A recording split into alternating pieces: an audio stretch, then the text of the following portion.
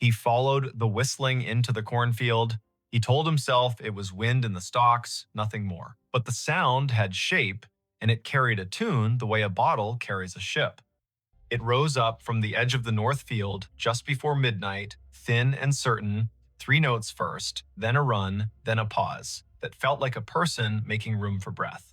The night in Story County, Iowa, was the kind that makes a kitchen window into a mirror. He stood with one hand on the sill, the other around a chipped mug, and the whistling kept at it, unafraid to be heard. Before we begin, tell me where you're listening from and what time is it there? This was late September 2015. The day had been warm, sky rinsed clean after a brief storm, gravel roads drying into their usual rattle. The farm sat 1.5 miles south of Nevada, east of the Skunk River, where it hooks like a lazy elbow. The corn had gone that heavy, dull gold that means the grain is ready and the husks are sick of holding on. In the house, the bedside clock down the hall said 11:52. On the porch, a moth bumped the bulb, reconsidered, bumped again. Merritt Dow listened and felt his scalp move, the way skin does when a memory gets up and looks at you. He had heard whistling most of his life, but not like this. His father had been a whistler when he repaired the sickle bar, when he checked the tension on the auger belts. His grandfather, too, walking the rows with a plug of tobacco and a tune older than the tractor. Merritt could place a tune by county if you gave him a night and a jar of iced tea. This one, though it didn't belong to any porch or station wagon, it had the small brightness of a fairground and the old soul of a hymn, mixed wrong on purpose and still somehow right. He set the mug down, pulled on his boots without bothering with the laces, and stepped into the porch light. The whistling came again, 3 notes that stepped down like someone walking off a train. He clicked off the switch. The yard went honest. The gravel drive was a gray river. The corn made its tinny rain sound whenever the breeze remembered its job. To the north, the trees along the fence line held their breath. Merritt had a habit of heading toward curiosity as if it were a calf out past the fence that needed fetching. He took the flashlight from the hook, the heavy kind with a rubber grip, and checked the batteries the way a person checks their pulse. He told himself this was neighbor trouble, or a kid from town testing bravery on a Friday dare. He told himself this was what the night does to grown men when sleep holds them by the elbow and then lets go. He told Dinah, the old collie, to stay. She licked once, turned in a tight circle on the porch rug, and stayed. He crossed the yard, past the big maple that had survived lightning by pretending it hadn't happened, and stepped onto the headland by the north field. The first row took him in like a store's door chime. The stalks were tall and dry, leaves bent into knives. The ground was soft from last week's rain and held his boot prints as if for reference. He waited for the whistling. It came from farther in now, or the rows had changed the way sound bends when it's forced to choose a path. He chose a path. He took row 18, the one that ran with the slight slope and the way water teaches roots to drink. His father had run the planter careful this spring, GPS straight when the signal behaved, by eye when it didn't. Row 18 should have held like a rail, the stalks pressed against his sleeves.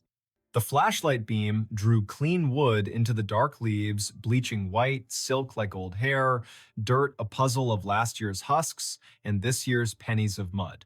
The whistling stopped. He stood still. His breath sounded like someone else's in the mask of leaves. He tasted dust. He listened until listening felt like a rope he had to keep from dropping. Farther north, down toward the low spot by the drainage tile, it started again, only louder, as if the person had turned their head and decided the audience was worth the effort. Merritt moved. 3 rows over, the tram line cut across, a packed strip where the sprayer had gone in June. He took it. The corn arched overhead, leaves flicking his ears. Spiders had slung long theories between stalks. He broke them and apologized in his head. He had walked this ground every day for months, and the ground had said yes like a friend. Tonight, it felt like a cousin, a person who loves you without being sure what to do with you. He reached the low spot. The field dipped and turned its face toward the tile that ran down to the ditch. The air was cooler here, lined with the smell of black earth that keeps secrets for centuries, because that's what it was paid to do. The whistling had gone softer. A trill rose up like someone trying to make light of an apology.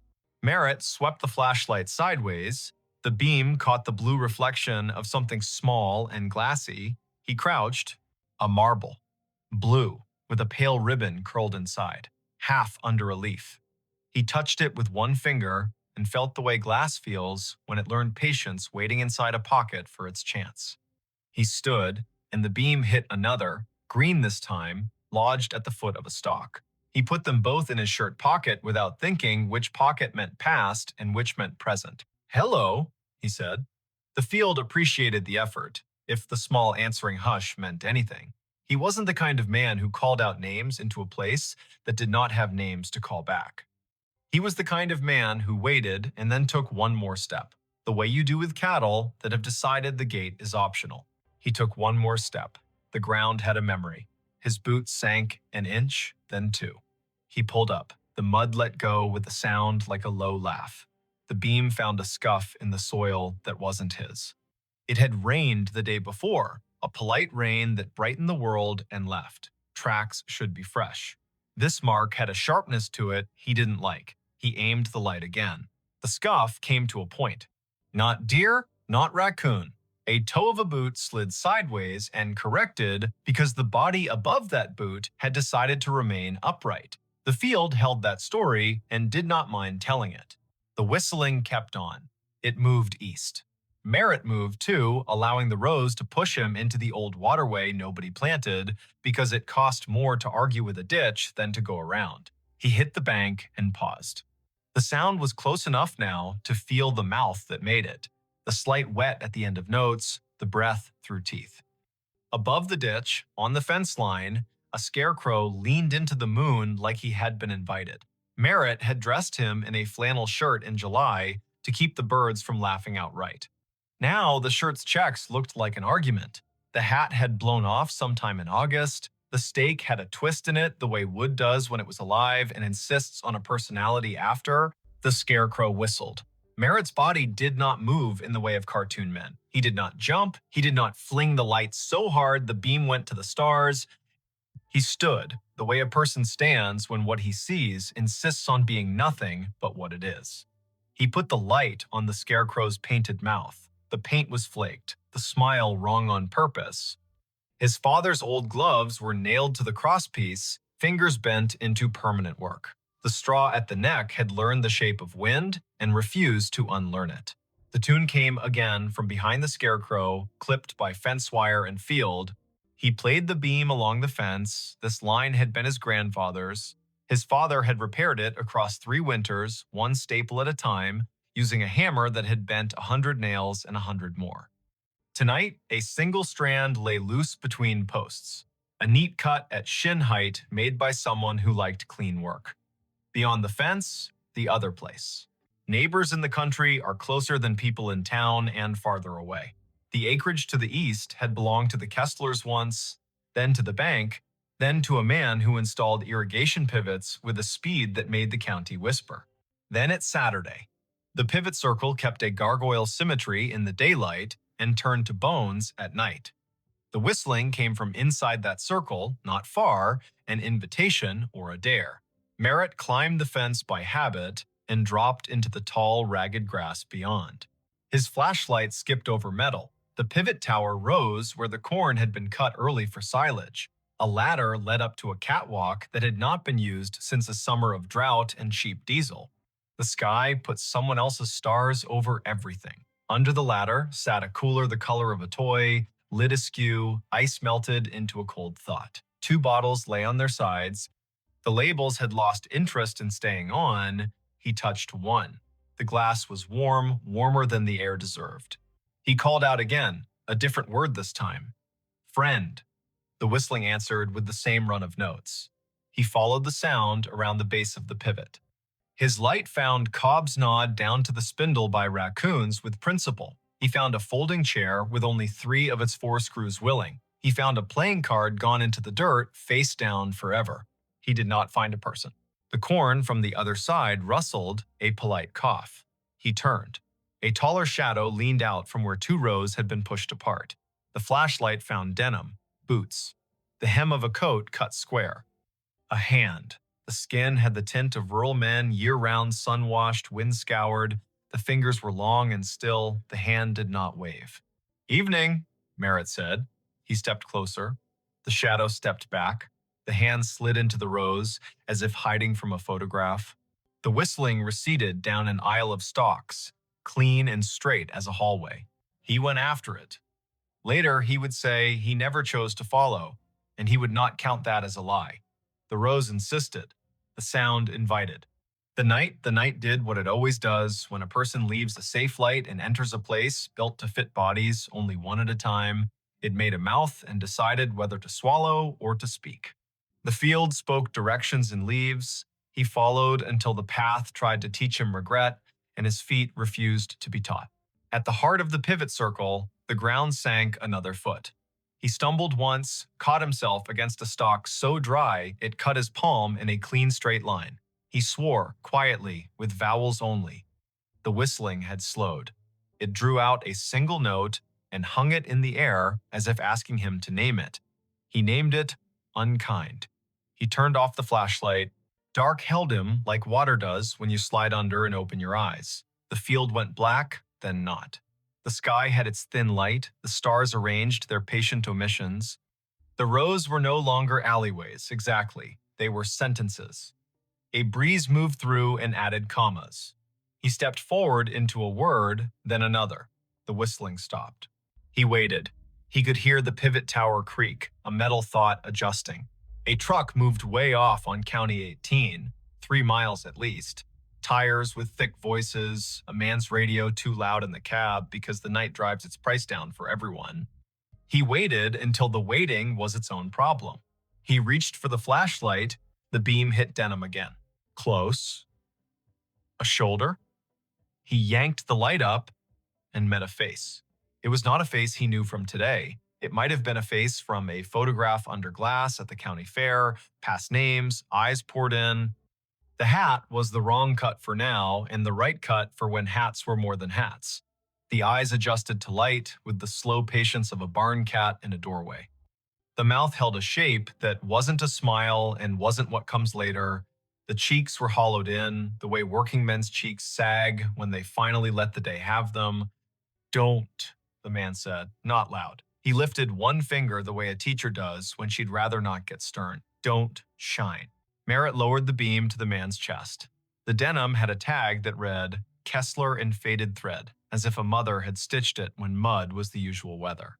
The man nodded, brief. He put 2 fingers to his mouth and whistled the run again. The notes slid under the leaves and came back altered by straw and distance. "Had to see if you'd come," the man said. He did not offer his name. He did not ask Merritt's. The field did the introductions it believed in. The man tipped his chin toward the north, where the ditch had cut a new curve 2 springs ago, and nobody called the county because sometimes you let water take responsibility for its own choices. "Come on, then." They went up Row, across the tram line, down again. Merritt kept the light aimed at boots and dirt the way you aim swear words when children are sleeping in the next room. The man's hands brushed the tassels as he went, leaving no sound. The field learned him and forgot Merritt in the same breath. They crossed into the neighbor's back 40, and the soil changed, darker and more confident. The rows had more to say here. The whistling would come and go like a small animal, checking the air and disliking it. The man stopped at a patch where the stalks had been storm-bent and then righted themselves out of pride. He crouched, hand out, palm down on top of a flat stone that had no business on this ground. The stone was square. It held an iron ring in one corner. He tapped it. The sound returned like a jar lid. "Used to be a storm door," he said. "For the root cellar. They built the house up there."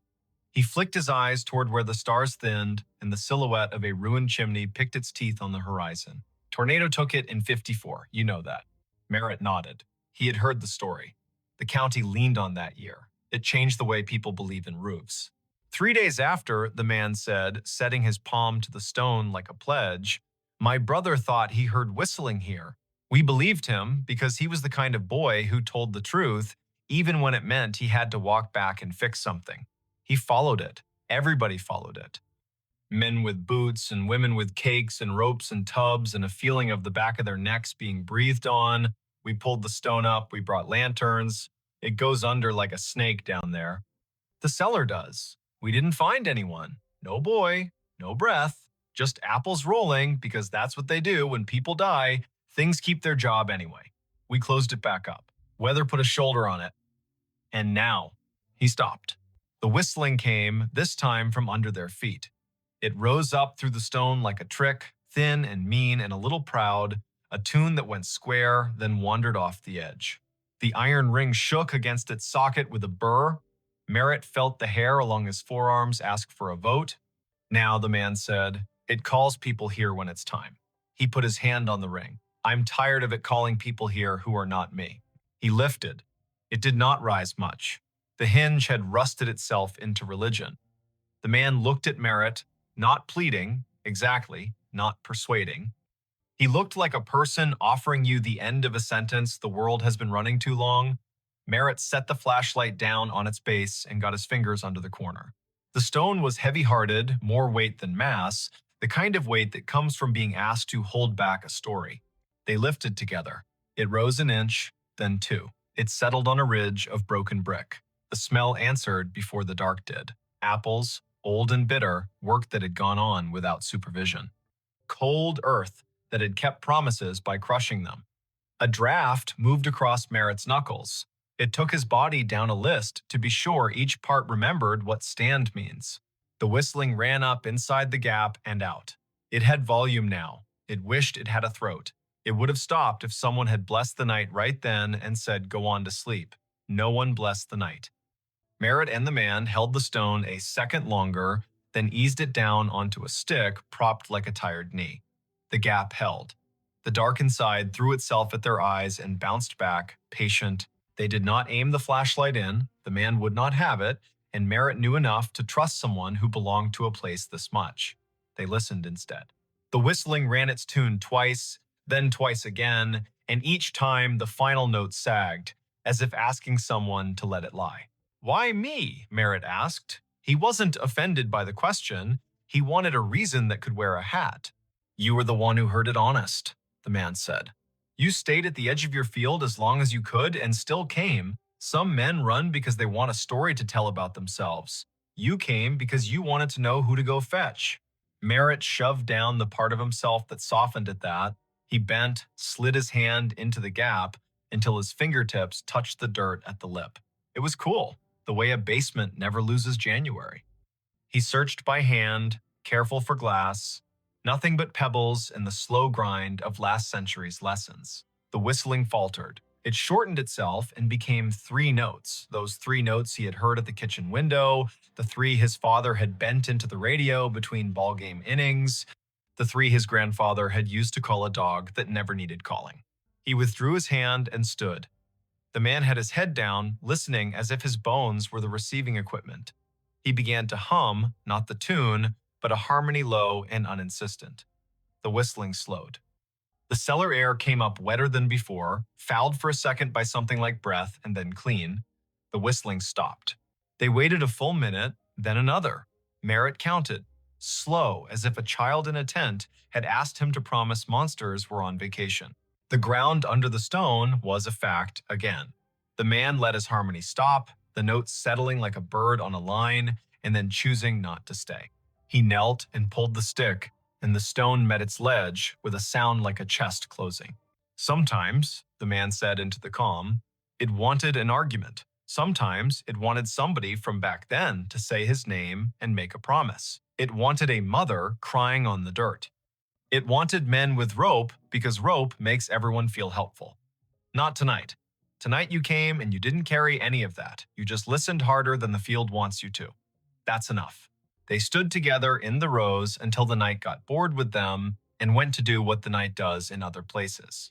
The pivot sighed and remembered it had bearings, not opinions. The ditch water moved on its way, not fast, not slow, never wrong. A coyote put a sentence into the air and another answered, and both sentences agreed to end where they did. The man tipped the brim of a hat he wasn't wearing and turned back into the corn. His boots made no more sound than a thought that knows its limit. Merritt found his way to his own side of the fence. The cut strand had not healed. Fences need hands. He climbed and dropped into dirt he had paid for with 3.5 decades of rain and frugal Sundays.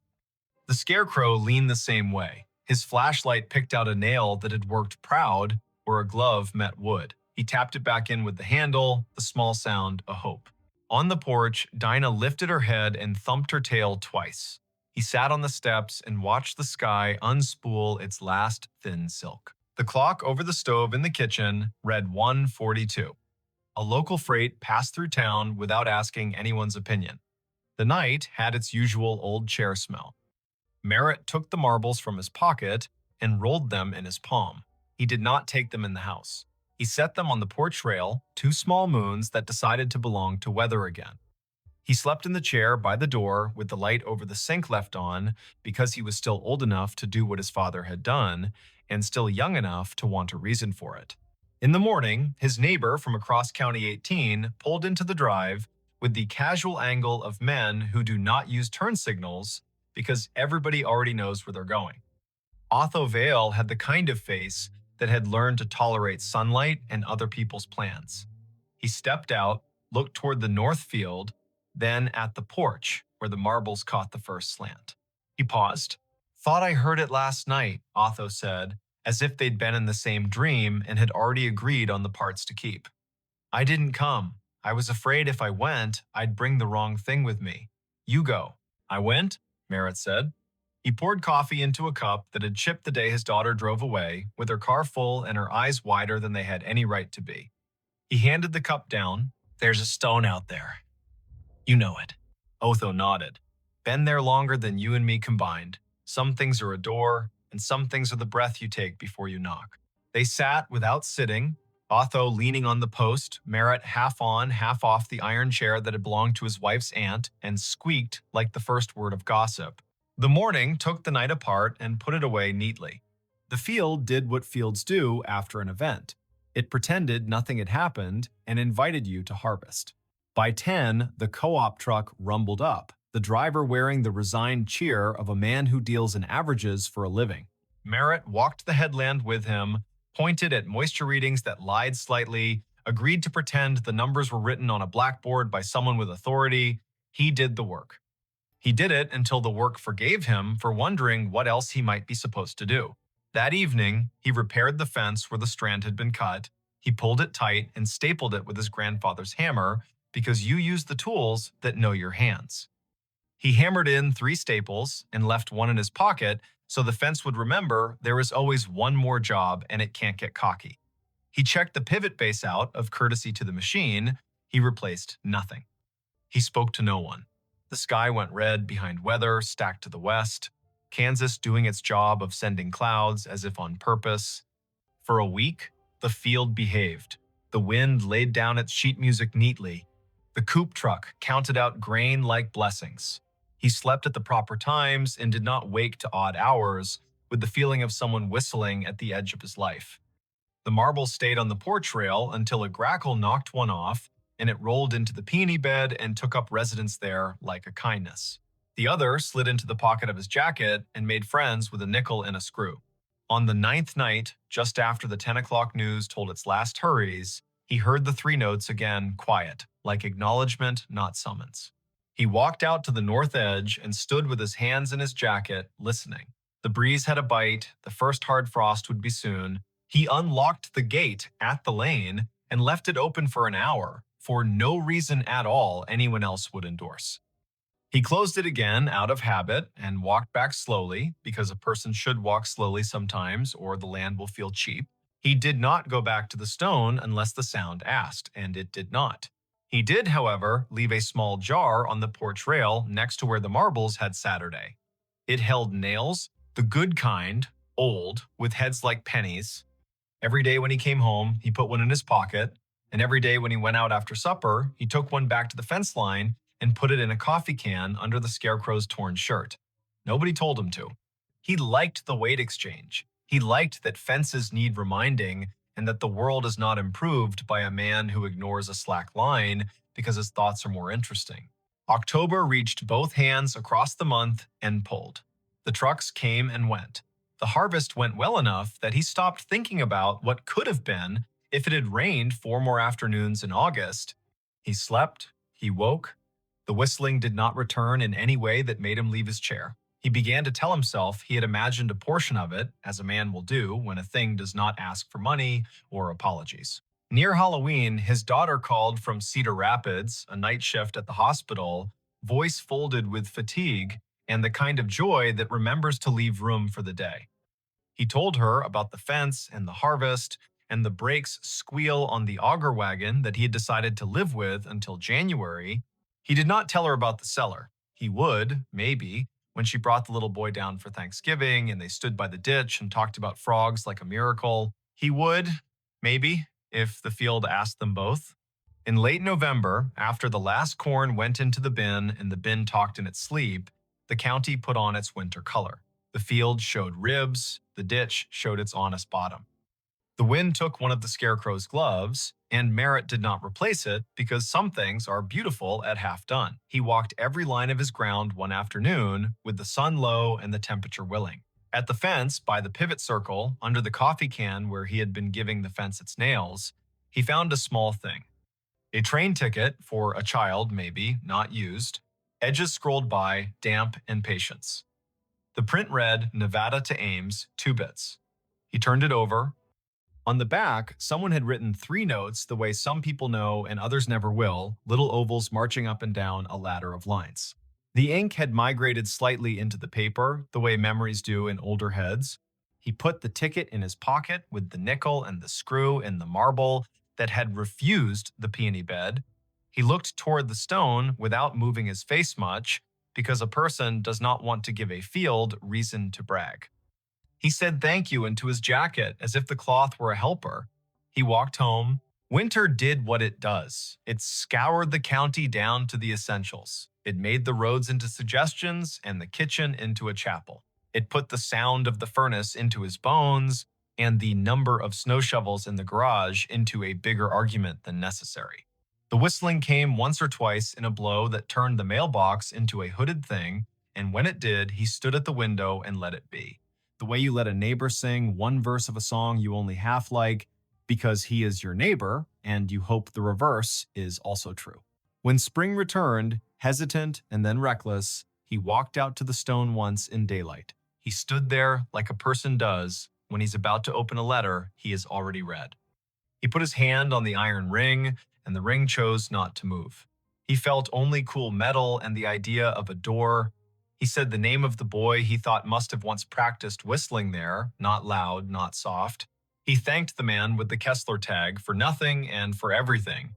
He went home and planted, because that is the part of the story a farm writes to remind itself the ending belongs to the ground and the beginning belongs to the same. If you ever hear 3 notes carry clean from a field at midnight, and you are the kind of person who can tell the difference between wind and a message, remember this. The first step into the rose is a promise. Don't make it if you intend to perform yourself for the dark. Bring only your boots, your breath, and your willingness to be the person who will go fetch, not the person who will tell about fetching. Don't shine your light straight into old places unless someone who belongs to them asks you to. Lay your hand flat on what needs closing. When a tune that has wandered too long finds its last note, let it. When a door that has been heavy learns again how to rest, do not hire that door for different work. There are states where cornfields wear their ghosts like belts. There are ditches whose water knows the names people set into it. There are stones that have been held down by weather and held up by stories. There are men who can whistle and men who cannot, and both kinds do well if they listen. And sometimes, in a county that owes as much to wind as to family, a man with a flashlight and an old dog asleep on the porch will follow a tune into the rose and come back, having left something that doesn't need his hands anymore. When he sits down again, the chair will squeak in the key the field prefers. The kitchen clock will softly argue with the refrigerator about seconds. The night will soften him on its slow wheel.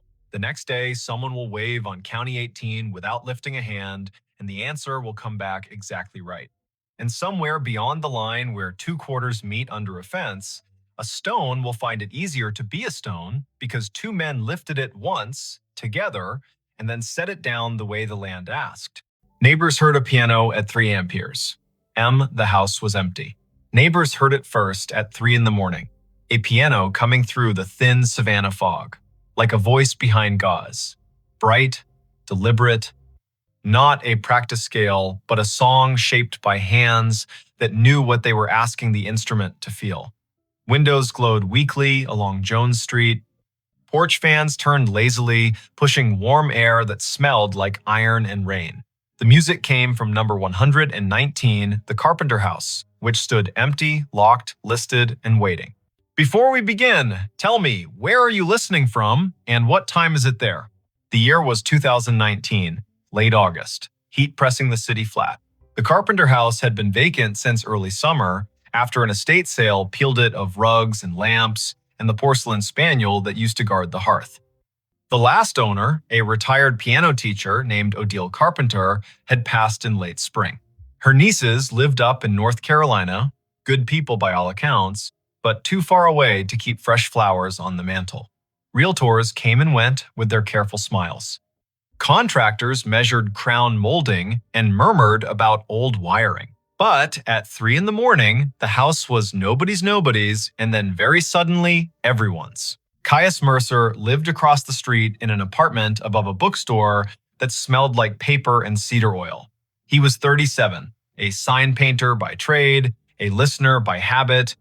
At 3:02, he stepped onto his balcony with a glass of water and a small, unreasonable hope that the sound would be a radio left on in a passing car. It wasn't. It had the weight of wood and felt and string. It had the soft percussive bloom that only happens when hammers strike and then get out of the way. He thought of the names of pieces like someone reciting Saints, Nocturne, Arabesque, Consolation, and then recognized the one it was. Claire de Lune played a hair slower than most, with crescendos that rose like someone standing up carefully from an old chair. He could hear the rubato in the right hand, the left hand anchoring, a conversation between patience and longing. The melody reached for the air over Forsyth Park and came back with a question. Caius put on shoes. On the sidewalk, humidity wrapped him in a damp shawl. Moths battered the street lamp. Down the block, a delivery truck sighed at a stop sign. The music continued. Not perfect, not sloppy. Human. Nora Bly stepped from the shadows of her courtyard with a leash looped around her wrist, her old hound Amos peering from behind her knees. Nora was 68, the kind of neighbor who knows who is supposed to be where and when. She tilted her head. Your radio. Her voice made it a question. Or is that in the house?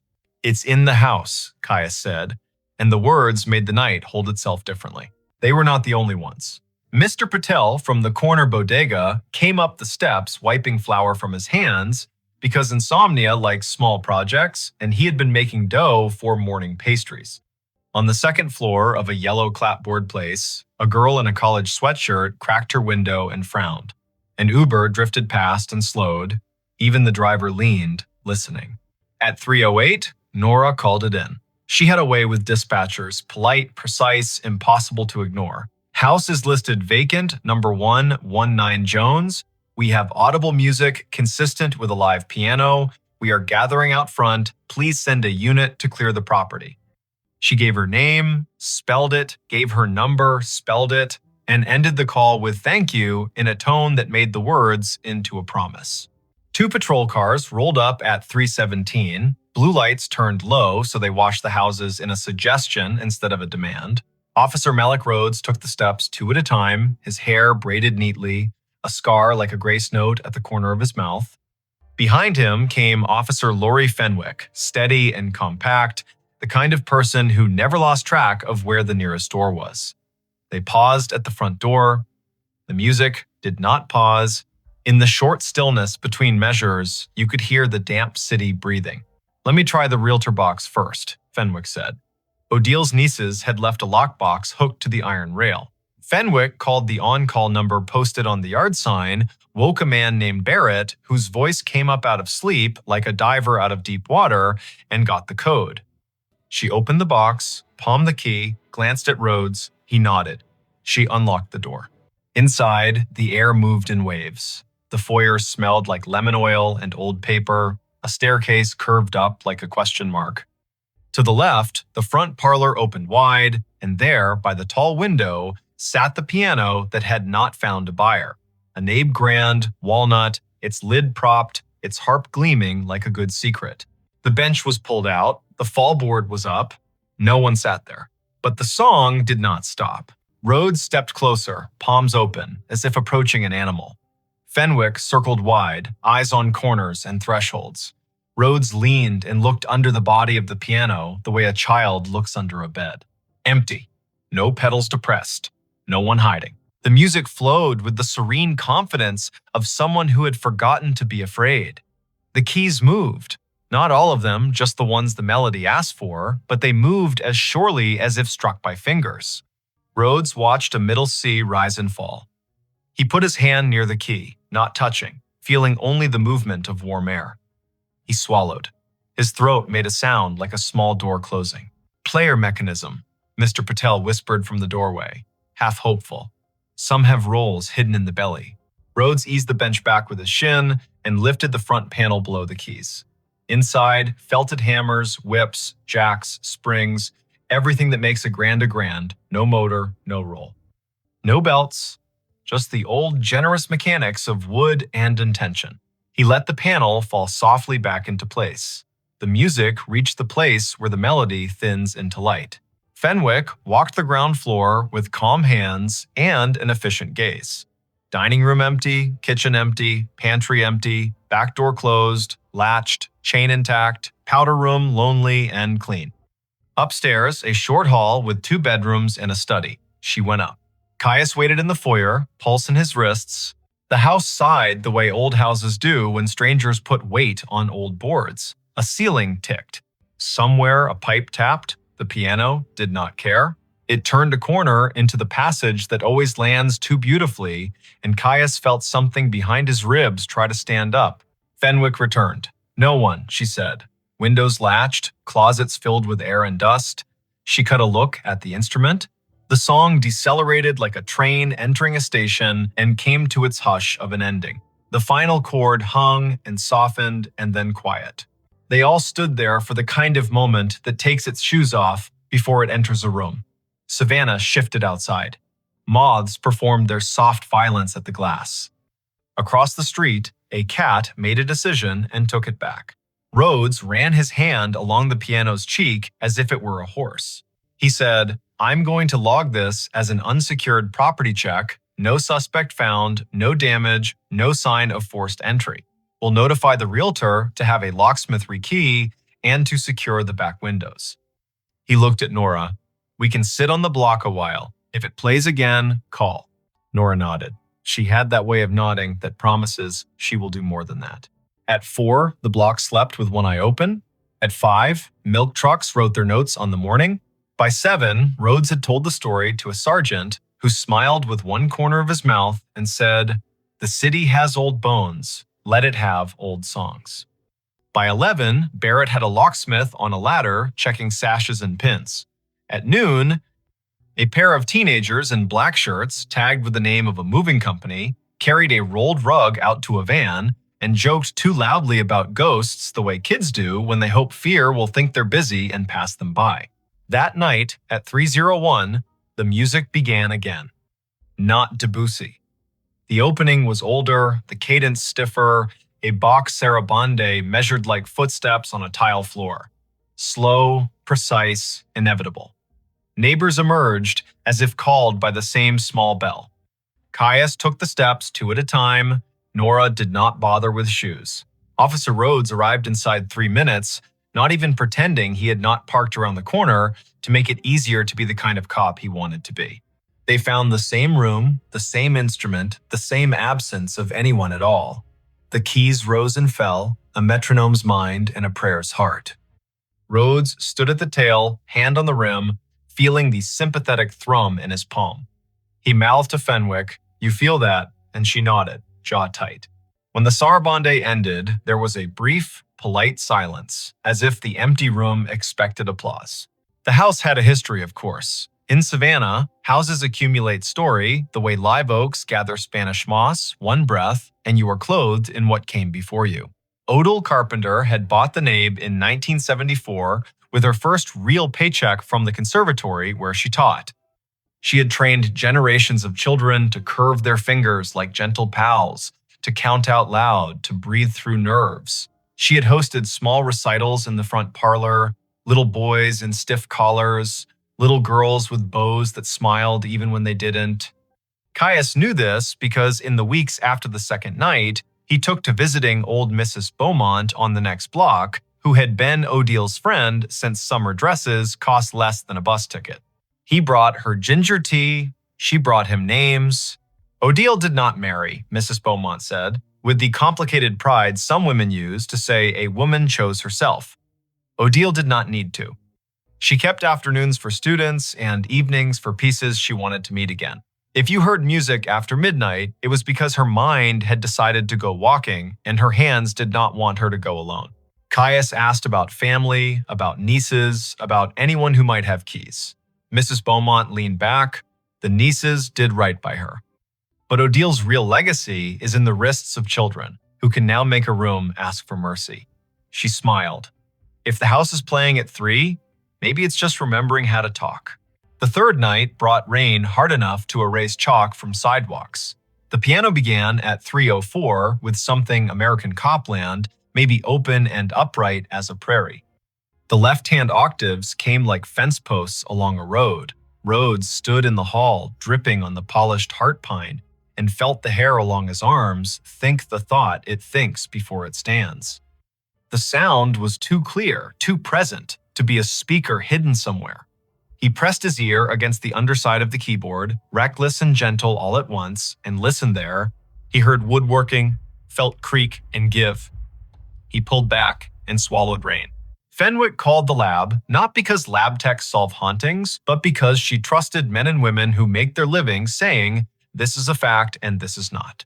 The lab sent a sound engineer on the 4th night. He arrived with a small case and an undramatic face, set up microphones, and mapped the way the sound bloomed in the room. He traced it like a weather system. He shook his head, not unhappily. It's a piano, all right. It's hammers striking strings. The waveforms don't lie. He gestured at the action, the fall board, the keys. If it isn't a person, it's a mechanism I have never met. You'd think it was a player, Mr. Patel offered again, stubborn as a superstition that used to keep you safe. But where's the roll? Nora crouched and put her palm flat on the bare floor in front of the lyre, breath held like a child listening to a secret inside a seashell. She looked up. Feel that. They all did. Not a vibration exactly, more like a miniature version of thunder when it is far and polite. As if the house were a body with a heart beating very, very softly. Caius began to arrive early, at 2:45, with a folding chair and a thermos. He took notes in a small pad he used when hand-lettering menus for restaurants. Tempo, piece, weather, number of listeners. He discovered that the set lists, if that is what they were, made a kind of sense. Debussy the first night, liquid and moonbitten, Bach the second, exacting and austere, American the third, shoulders back. On the 5th night came Chopin, a nocturne in E minor that stepped like someone finding their way through their own house in the dark without turning on the light. On the 6th, Satie, that famous gymnopédie that sounds like someone remembering a conversation and only later realizing what they should have said. On the 7th night, the piano did not play. At 3 o'clock, the block held its breath, and then, shy or wise, let it go. Caius packed his chair, embarrassed at his own hope. Nora turned on her porch light and then, half smiling, turned it back off. The realtor, nervous about liability, scheduled a full inspection the next day. A structural guy with hands like shovels walked the joists and hummed. A piano tech from Tybee Island arrived with a satchel and a reverence. He took the action apart and laid its bones gently on a quilt. He showed them the jacks, the whippins, the flanges. He pressed dampers against strings, counted, and pronounced the instrument healthy for its age and history. He found only one oddity, and it was not mechanical. Tucked inside the case, caught between the soundboard and a brace, was a small envelope the color of tea. It had been there a long time. On the front, in Odile's hand. For the person who hears it, The room forgot how to breathe for a second. The piano tech handed the envelope to Barrett, who handed it to Nora, who looked at Caius and then at Officer Rhodes and said, "You better." Caius opened it. Inside, one page in a tight, old-fashioned script. "If you are reading this, you are listening," Odile had written. "If you are listening, you may hear what most houses forget to say out loud. I have taught many to count. I have taught some to sing. I have failed some and forgiven myself slowly. I left the piano because I could not bear the idea of it being lonely if I took it somewhere that did not know this air.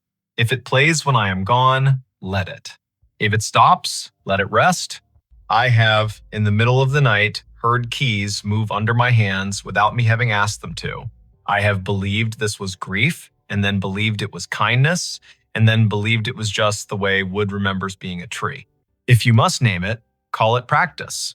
The letter ended with a short list of pieces she loved at 3 in the morning and a small instruction in parentheses that was not, in fact, written with those marks, but with Odile's own delicate dashes. "Leave the north window a finger's width open when it is not raining. The instrument likes to hear the live oaks whisper." That night, clouds flew low, too hurried to stay. At 2:59, Caius propped the north window only a sliver, just enough for the air to acknowledge the room. At 3, nothing. At 3:01, the first notes of the Goldberg variations rose and unbuttoned the dark. Savannah kept her manners. Crowds did not gather. People did not shout or film with the kind of greed that makes things smaller. They sat on stoops with mugs. They stood in hallways with their hands around their own wrists, the way people stand with themselves at wakes. The police came when called, then stayed uncalled. Barrett, the realtor, began to arrive too, not because it helped sell the house, but because he had not known a job could include being present for something that did not ask for money. On the 10th night, a woman in a green raincoat stopped on the front steps and did not come inside. She was in her 40s, hair cut short for hot weather, hands with a musician's map of callous and grace.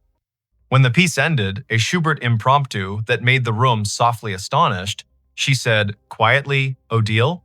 Mrs. Beaumont, hearing it, came in on Caius's arm and said the name, the way a friend says it when the friend is late on purpose. "Juniper Miles," she said, "piano class of 1997, the only student Odile ever called ferocious." Juniper smiled and made a face that admitted both pride and apology. "I left for Chicago and then for everywhere else. I did not come back when I should have. I am here now." She looked at the nave. "May I?" The house gathered itself. Juniper sat on the bench, didn't touch for a count of 5, then set her fingers where they had learned once to listen. She played something that did not need a name, the way warm water does not need a name when you have been cold too long. In the middle of the phrase, a note moved that she had not struck.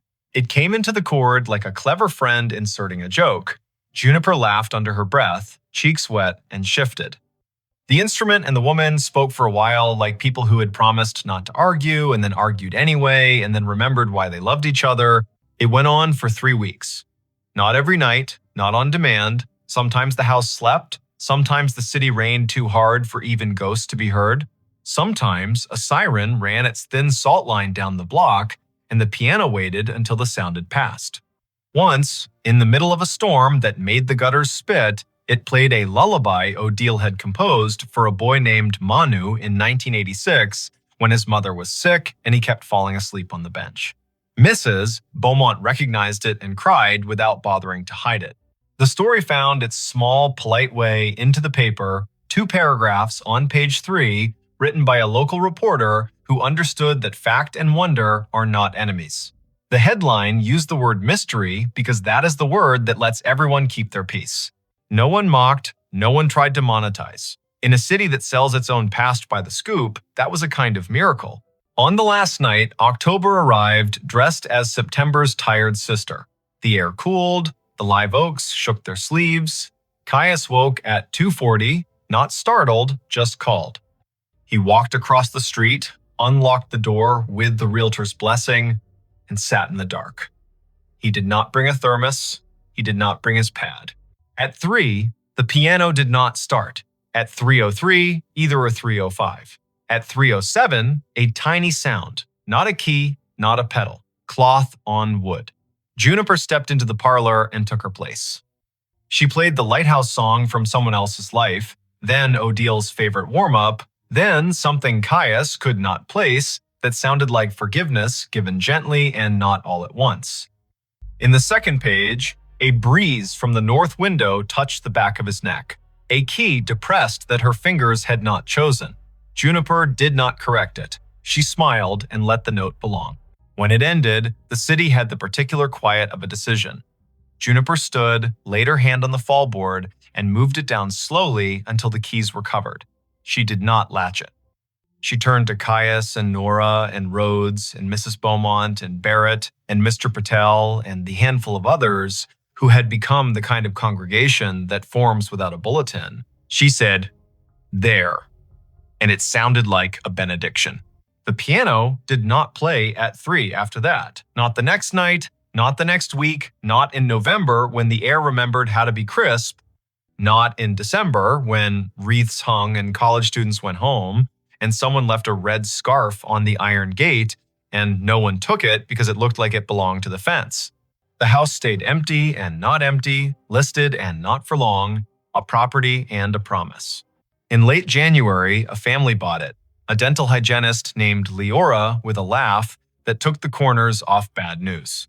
Her husband, Arlo, who repaired old radios and believed sound should be coaxed and not forced. Their daughter, Elowen 6, who walked into the front parlor, saw the nabe, put both hands flat on its cheek, and said, "Hello," as if greeting a very old dog. Juniper came on a Saturday with a claw-footed lamp Odile had loved and set it by the window without being asked. Sometimes, walking home from the shop, Caius would slow by the gate. He would hear scales around dinner time, small fingers finding middle C, laughter at wrong notes, the stern patience of a mother counting. Once, later than practice, earlier than worry, he heard a phrase of Debussy float through the sliver of the north window and thought, not possessively, but with gratitude, you kept one thing the way it liked to be. Every now and then, at 3 in the morning, he would wake, because the body remembers the hour it learned to lean forward. He would listen. The city would give him what the city gives. A siren's shrug, a train's whisper, the far scrape of a palm frond on a gutter. He would not hear the piano. He would hear instead that quieter, deeper thing. A house that had been asked to keep a story and had kept it as long as it needed keeping, and then, with good manners and a bow, set it down. If you ever pass Jones Street near 3, look up. Someone might be washing a glass, someone might be turning a page. Someone might be dreaming a tune with their hands open on the covers. And in number 119, a girl might be asleep on the sofa with sheet music like a blanket, the north window left a finger's width open, the live oaks telling secrets in a language no one invented and everyone somehow understands. You could say nothing happened here. A vacant house made noise until it didn't. Keys moved and then they were still. Or you could say a small piece of the world did its best impression of grace and a few ordinary people showed up in time to hear it. Both things can be true. Both are enough. Wherever you are, whatever hour your own house favors, if you hear a song that has no source, let it finish, then wait one breath longer than you think you need. Sometimes, in that extra beat, you will feel the floor answer the air the way a body answers its name. And if you cannot name it, if the sensible part of you demands a mechanism, call it practice. Then stand in the doorway and be the kind of neighbor who listens. The call came in on a Tuesday at 4:32 in the afternoon, late October. The sun already sliding behind the Blue Ridge, so the hollows of Shenandoah darkened early. Ranger Aislinn Keats was parked at mile marker 47 of Skyline Drive, just north of the Rapidan turnoff, a paper cup of station coffee cooling in the cup holder, and her radio tuned to the quiet channel they used for backcountry check-ins. The speaker breathed. Static arranged itself into a voice that did not sound like any of her crew. Before we begin, tell me, where are you listening from, and what time is it there? Aislinn turned the volume wheel a notch. Out the windshield, the ridge was drawn in crosshatch, oaks and hickories going copper, the sky a pale thing you could scratch with your nail. The voice came again, precise, as if it were reading off a card. Fox Hollow Base to any unit on the east slope. Child missing, male, age 8, name Harlan Whitcomb, last seen near the Old Stone Spring House above Corbin Run, weather degenerating, Hurricane Hazel expected to push in, winds rising, request all available, time is 16:30, October 14, 1954. The radio clicked off into snow. Then, faintly, the same message, identical down to the breath before the name. Aislinn stared at the handset. Their base was called Piney River Dispatch. Their tower names were Pinnacles and Hazeltop and Big Meadows. No one in the park had used Fox Hollow for decades. Her training cracked its knuckles. She keyed the mic. Piney River to unknown unit. Say again. Who is calling Fox Hollow Base? Silence laid itself over the car like a thin blanket. Beyond the glass, a crow moved from one bear snag to another as if demonstrating a diagram. The wind was a steady push from the southeast. Hazel. The word gave the hairs on Aislinn's arms ideas. She stepped out and let the door swing shut. The air had that warm edge you get before a storm that started somewhere else. Leaves chased each other along the asphalt, then lay down. In the trunk lay her day pack, a spare radio, and a copy of a paper map creased along the places everyone folds them. She slung the pack, checked battery levels, turned the spare to scan. The main radio kept its sulk. The spare found chatter from Big Meadows about a flat tire near Lewis Mountain, then returned to quiet. The old voice did not return. Aislinn keyed in to dispatch. Piney, Keats at 47. I caught a transmission, sounds like a vintage call. Reference to Fox Hollow, child missing near Corbin Run, date October 14, 1954. Could someone check the archive on that, see if we have a historical incident report? The dispatcher was a steady woman named Karen, who did not make noises she did not need. Copy, Aislinn. Stand by. Aislinn leaned on the hood and looked east, where the hills tumbled like knuckles, all green and copper and shadow. She had worked Shenandoah 5 seasons. She knew the way the ridges spoke when you asked them right. She also knew radios lie sometimes, bouncing off ducts of temperature and skipping across layers of ionized air like stones. She had heard voices from fire towers that had been torn down before she was born, and a farmer yelling to his brother on a frequency no longer assigned to anyone. She had never heard a date pinned to a hurricane whose name lived in the county's memory like a scar. Karen came back. We have a typewritten Keats, Incident 1954-H, filed at Piney River. Hurricane Hazel, multiple rock slides, a missing person in the Corbin area, that name you gave. It is a cold file. It does not say recovered. I repeat, not recovered. No remains located. Not closed.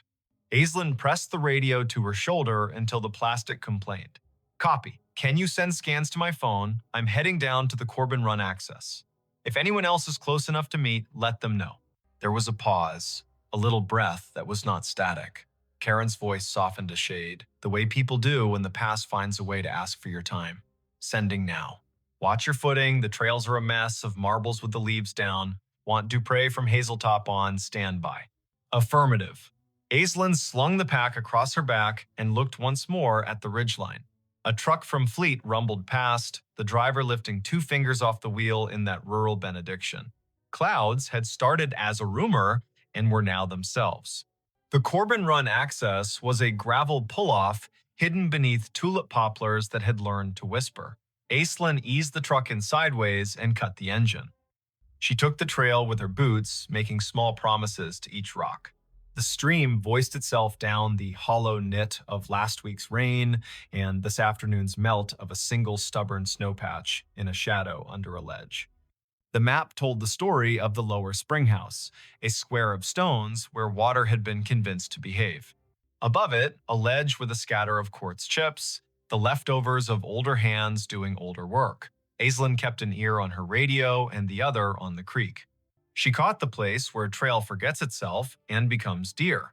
She found the old springhouse, its stones asking to be counted. She touched the edge of the low wall with the kind of gentleness reserved for quilts and engines. She did not say the boy's name. The afternoon pulled its shoulders in. The radio breathed again. Same cadence, same careful voice. Fox Hollow base to any unit on the east slope. Child missing. Harlan Whitcomb. Last seen near Stone Spring House above Corbin Run. Weather degenerating. Request all available. Time is 16:30. October 14, 1954. Aislinn shivered in the warm air. Her eyes went to the spring house and its square of shadow. She moved the beam of her headlamp across the stones, not because she expected to see anything, but because light can sometimes rewrite a sentence the land is trying to say. The beam found a length of rust half buried in the moss along the back of the foundation, thin as a butter knife, with a clip and a circle at one end. She crouched. A whistle. Army surplus by the look of it. She teased it free, the moss unwilling to let it go. The metal had pitted and softened into a river-colored thing. She wiped it once against her sleeve, then regretted the act. Her radio clicked and made a sound she had not heard in years, a squelch from another era. Karen came back on. Keats. Dupre is on the way from Hazeltop Tower, 20 minutes if the drive is kind. Archives show the boy was last seen by his father near the spring house, yes. The father left him to fetch his jacket from the car. Weather shifted, heavy gust pushed through, child gone when he returned. Tracks lost near the ledge above the run. 2 days of cruise, then Hazel brought the flood and they stood them down. The file has letters from the mother, 2 years after, asking if anyone found anything she could hold. Answer stamped no. Aislinn looked at the whistle in her hand, then at the spring that fed the run. The water wore a sheen of leaves thin enough to count. She keyed the mic. Found a whistle near the spring house. Will bag it. Doubt it has any forensic value after 6 decades, but a photograph might matter to someone. As she spoke, a figure eased out of the trees upstream. A man in the brown and green of a ranger uniform, but the cut of it was wrong in a way you can feel even if you do not have the words. The shirt had pockets like ideas. The hat sat stiff as a rule book. He carried a strap radio that looked like a lunch pail with an antenna. He exhaled, then stopped when he saw her. "Ma'am," he said. There was a formality in the syllables, like church on a day that hurt. "We're sweeping the east slope." The boy's father said he was right here. He pointed at the stones, as if pointing could anchor the earth. Aislinn stood very still. The man's face had the smoothness of someone who had not yet had reason to learn what whiskey was for. His name tag said M. Elwood. His shoulder patch bore an American shield with a tree she did not recognize. He glanced down at her radio and then at the whistle in her hand. "You with us?" he asked. "You with Fox Hollow?" Aislinn's throat did the dry swallow of a person whose mind is faster than her words. "Yes," she said. Because yes was easier than telling a man with a lunch pail radio about the word digital. "I heard your call." "Where are your lines?" "At the ridge," he said, puzzled by the question. "We got men cutting sign along the deer trails. We got women at base keeping track of names. The disaster man out of Charlottesville told us Hazel will give us until dawn and then gone." He looked past her to the ledge, his jaw a small square against the warm air.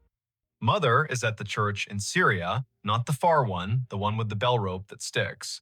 She keeps asking if he had a jacket. She wants the question to be a fact." A gust moved through the trees on some business of its own. Aislinn felt the air change around the bones of the rocks. The man looked at her again, and the little muscle at the corner of his mouth twitched. "Your radio," he said. "You get this out to anyone else." "Yes." "We have a tower at Hazeltop. They know. Someone is coming." "Good," he said softly. Then he put 2 fingers to his brow, an old salute done halfway because distance is difficult to respect when the ground is asking for more of you.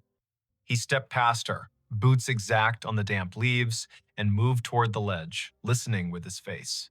He put a hand out as if to feel a draft. His outline lightened as if the warm air had decided he belonged to it. The forest made the sound of a coat hem brushed along a pew. He was gone. Aislinn stood, her hands empty now that the whistle had weight inside a bag. She did not call after him because naming a thing makes it pick a room and leave all the others. She climbed the slope above the spring house, careful, testing each foot. The ground showed her where it had let go before. The soil had slumped sometime between 1954 and now a scar that trees had tried to stitch. She scoped along the edge and thought about the father leaving for a jacket, a boy with a whistle and a spring that talks even when wind tells it not to. Dupre's SUV nosed into the pull-off as the last of the light left, and the storm made its speech. Jericho Dupre had shoulders like a doorframe and a way of stepping onto ground as if asking permission. He carried 2 headlamps and a calm that turned wind into a task rather than a threat. "You heard it too," he said, by way of greeting. "I did, twice. Then it came again down at the spring house. I found this." She held up the bag. The whistle swung on its string, dull as an old firmament. He took the bag and looked as if it could tell him how to think. He listened. The wind pushed down the hollow. The radio hissed, then thought better of it. He nodded at the ledge. "If it were mine to write," he said, "I would say, slip." The file says Gusty before Hazel. A child with a small sense of infinity walks the line twice to see if the sound changes along the water. It does. He steps where the deer stepped, and the hill remembers it owes the river a favor. Aislinn told him about the ranger with the lunch pail radio. Jericho had been in the park long enough to have a story for everything and to respect none of them fully. Fox Hollow was an unofficial name for the old maintenance yard near Syria in the 50s. He said, the way a person does when they are agreeing with the possibility of a ghost to be polite. There is a cinder pad there with the marks of 4 posts, like a tower. The radios would have been handsets the size of a Bible that could make clouds sound like news. People back then wrote reports thick with nouns. They did not trust adjectives unless a man had bled. He held the bag with the whistle for an extra breath. He set it in his crew pocket. They searched until rain made the ground decide to be a different kind of ground. In light from their headlamps, the trees stood at attention, counseling caution. They ran a short line grid above the ledge, more to be able to say they had used the dark well than because they expected the earth to give up a long-ago truth for free. At 9, the radios called them home before the lightning made the argument personal. Karen met Aislinn at the office with a printout. The file had been scanned, crooked, and the edges were black, where the copier had tried to keep history from fraying. The incident commander's name was printed in a firm hand, M. Elwood. A note in the margin had been added later in pencil. Mother moved to Luray in 67, father deceased, no closure letter sent. The pencil note was signed with a small initial A and a dot.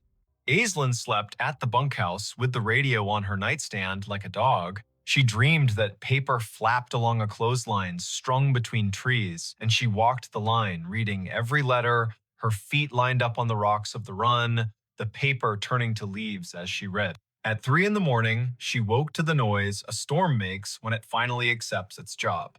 The world beyond the window went white, then black, then white again.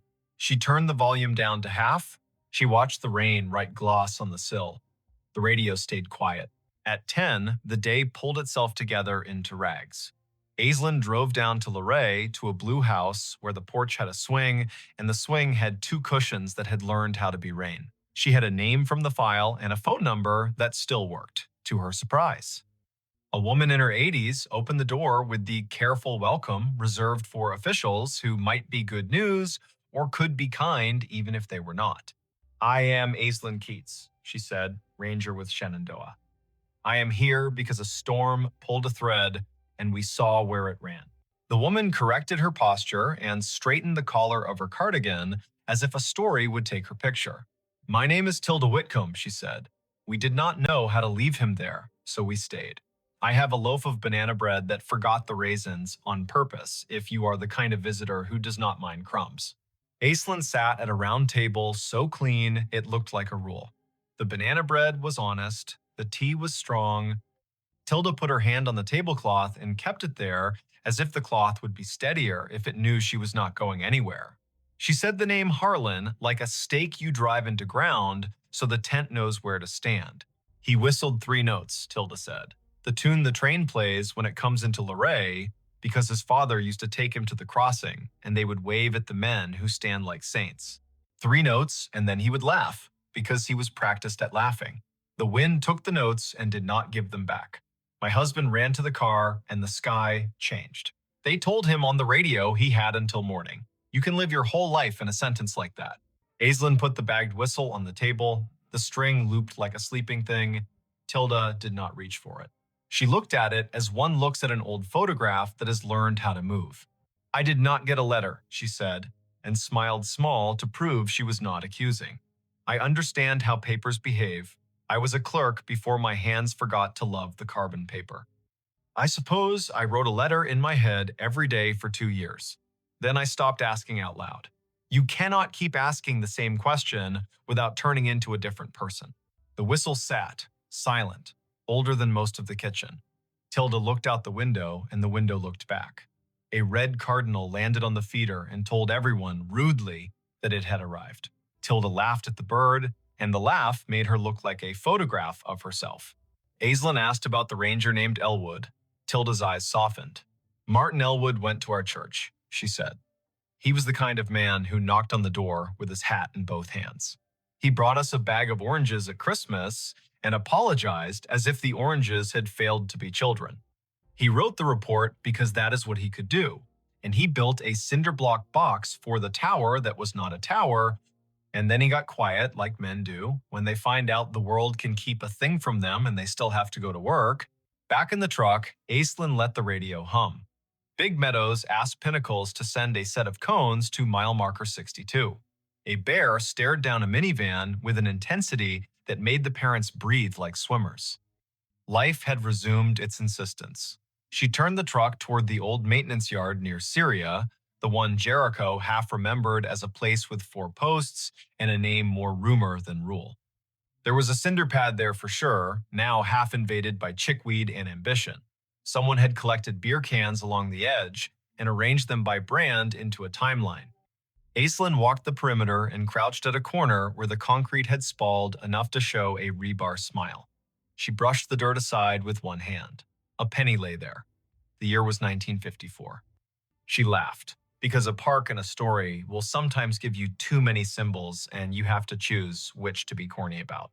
The wind rose toward evening. The radio stayed in this decade, obedient and dull. Aislinn drove the ridge road, watching the color slide toward Bruce. Back at the office, Karen handed her a thin envelope with a stamped return address that made Aislinn's scalp feel like it had learned something. It was from an amateur radio club in Harrisonburg, a man who had heard the show Aislinn, sometimes called During Slow Nights, the one where listeners told stories of radios hearing the wrong things on purpose. We pick up oddities when the weather steeps the air, the man had written. Old distress calls, ham tests bounced off airplane wings, bombers from the 40s practicing. Once, a train dispatch from 1960 rolled through on a rain so thick you could chew it. There are names for this, and none of them explain it. The way I think of it is this. Time breathes shallow near storms. If a voice was loud enough once, and the same air returns, you might hear a ghost that is not a ghost. Not dead, not alive, just not finished talking. That night, Aislinn drove down to Corbin Run one last time with a single job. She stood by the spring house and held the whistle. She did not put it to her lips because it belonged to a mouth that had done its work. She set it on the stone in the square of water smell and said a sentence Tilda had given her permission to say. Harlan, your mother sits with a red bird and forgives the form and the weather. We leave you where you are, not lost now. We know the place that held you. We will name it, even if the stone refuses to. Thunder argued with a ridge to the west. Aislinn picked up the whistle, tucked it back into the bag, and snapped the bag shut the way you close a letter you cannot ignore any longer. Her radio breathed and then found words. Fox Hollow Base, to any unit on the east slope. Search secured. Weather has moved us. We will resume when it lets us. Families headed to shelter. If anyone finds a whistle, mark the spot. End of report, October 14, 1954. Aislinn lifted the handset to her mouth and did not speak. The silence she chose felt like respect, not fear. She held the radio until the voice faded into the music of rain. Then she climbed the hill back to the truck. The park wrote its own ending. Winter stripped the ridge to bones. Spring came with its first honest green. In May, a blowdown above Corbin Run sent a sycamore through the soil like a spoon and revealed a ledger of stones that had not seen light since Eisenhower. A student volunteer named Leda, working off a citation from a noisy night, found two marbles wedged into the roots where the ground had been a child's pocket. One was blue as the ridge on a clear day. One was green as a first leaf. They were bagged, labeled, cataloged. The ranger who filled out the form wrote found near the old stone spring house, Corbin Run, coordinates to follow. The park historian wrote a small note and signed it with a letter that looked like an A and a dot. Aislinn drove to Luray with the marbles and the whistle and a copy of the incident report with Martin Elwood's name on it. Tilda put her hand flat on the table again. She looked at the marbles and did not touch them. She touched the paper instead, the ink, the line that said, "Weather degenerating." She said Harlan's name until it stopped feeling like an apology. She picked up the whistle, finally, and put it to her ear as if listening to metal were a normal thing, and perhaps it is. Some evenings after that, if you drove Skyline Drive near mile marker 47 and rolled your window down, you could feel a warm breath slide into your car even when the air was sound and cool. It was not spooky, it was geology and a mistake and a memory. At the spring house, a ranger tied a ribbon to a low limb that matched the color of the marbles, bright enough to be seen and quiet enough to be ignored by anyone who did not need a reason to pause. The ribbon got replaced each year by whoever remembered. Martin Elwood's name found its way into the little museum at Big Meadows on a card next to an old lunch pail radio and a photo of the old Fox Hollow cinder pad with 4 ghostly post holes. Next to it, a thin slice of paper, a carbon copy of a letter whose original had been lost. The letter said, "Dear Mrs. Whitcomb, we are sorry we did not find your boy to bring him home. We did not stop looking until weather and hope told us to stop. He was last seen by the spring house that feeds Corbin Run. If you come to the park, a ranger will show you the stones." The letter was signed in a hand that did not know how to be neat and still be sincere. M. Elwood. Every now and then, on the radio, in the kind of weather that puts a lid on the hollows and makes the ridgelight a ghost, Aislinn would hear a wash of sound that reminded her of a man with a careful voice calling to his crew. She never keyed the mic until it faded. She let the air finish its sentence. She would step out of the truck and breathe the warm breath held in the cut. She would look toward the run that kept talking to the river under the leaves. She would say what she had learned to say when a story meets a place and refuses to end, just because the people in it have "thank you quietly" to the air. Then she would drive on, a little slower than before, as if a child were walking along the edge of her attention and she had decided to step back from the edge too. If you are listening from a place where the weather is steady, imagine a ridge crouched under a storm and a voice from a year you have to say out loud, not with numbers, but with breath. 1954. Hazel. Fox Hollow. A boy with a train's 3 notes in his mouth. A ranger with a lunch pail radio who pressed his fingers to his brow as if holding in his head all the ways a hill can keep a thing. Imagine the way a whistle feels in an old hand. Imagine the way a mother sits at a table and forgives a paper for being paper. Imagine the square of stones where water has no choice but to tell you where it is going. Then, tonight, when your own house makes its old noises and your clocks tame the hour into a number, let 1 minute expand for a voice that is not finished. Listen the whole time. Let the warm air pass across your face and do not name it. When it is done, say thank you and mean it. Then go to sleep. The hills will keep watch. The radios will behave until they do not, and even then, what they bring may be kinder than you fear.